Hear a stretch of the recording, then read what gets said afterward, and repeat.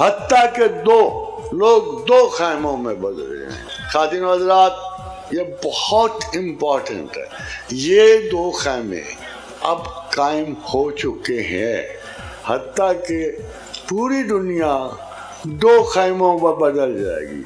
ایک خیمہ ایمان کا جس میں کوئی نفاق نہیں ہوگا. یہ وہ صاف دل مسلمان ہوں گے جب باوجود ہر غیر کی نسبت کے اور ہر غیر کے اثر کے وہ اپنے ایمان کو سب سے معتبر جانیں گے، سب سے قریب تر جانیں گے، اور وہی اللہ کی صحیح عبادت کرنے والے ہوں گے.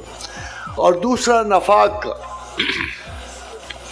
خواتین و حضرات، اس میں مسلمان شامل ہیں.